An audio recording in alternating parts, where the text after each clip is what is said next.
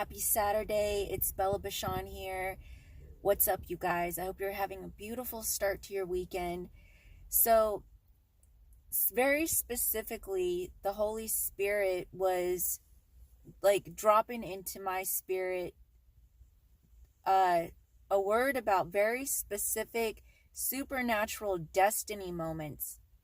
And yesterday, God was giving me the story Joseph. I was just like, what about Joseph? Like, I love the story of Joseph, but I feel like a lot of us use it heavily as like we all relate to that story heavily. And and so I was just a little bit hesitant to go back to that story, but that's where the Holy Spirit wants to take us. And then today when I got that message about supernatural destiny moments are here, it made a lot of sense with that Joseph story. And what the Holy Spirit was telling me, like, I keep getting like the Holy Spirit is talking about jealousy specifically. Like, this is confirmation that some of you are dealing with the spirit of jealousy on family members around you, people who are very close to you. And in Genesis 37 verse 5, it says, "And Joseph dreamed a dream, and he told his brethren, and they hated him yet the more." So here Joseph was having this dream placed in his heart by God, and he was getting a glimpse of his prophecy. And out of out of sheer, like, probably just wanting to have someone to talk to, not even trying to brag, he just shared with his brothers his story. So this is also like a heads up. I know a lot of us know better, but it's one of the hardest things I've had to do is start to learn how to keep like even good news to myself. It's hard when you want to celebrate the good news with somebody, but God is saying celebrate the good news with him. Keep your supernatural destiny moments to yourself, and also, like, keep your dreams to yourself. But what I want to say about these supernatural destiny moments is that Joseph had several of these destiny moments in his life, and they weren't all his supernatural destiny moments. Were sometimes ones that were there for his personal experience and growth. It was part of his destiny to go through the pit, to be betrayed by his brothers. So for some of you, since God is specifically bringing up jealousy so heavily, many of you might be in that part of your story where you're experiencing betrayal this week. The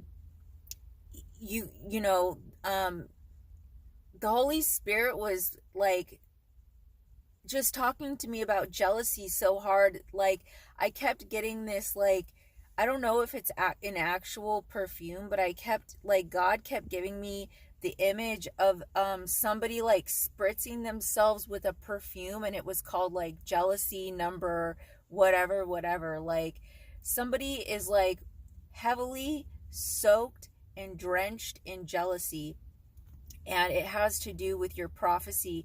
But I just want to say, no matter what's going on around you, it is part of your destiny. It is part of your destiny moment, and it all matters how you respond. The powerful thing, one of the reasons why we're still talking about Joseph today, it's because how he responded in his destiny moments.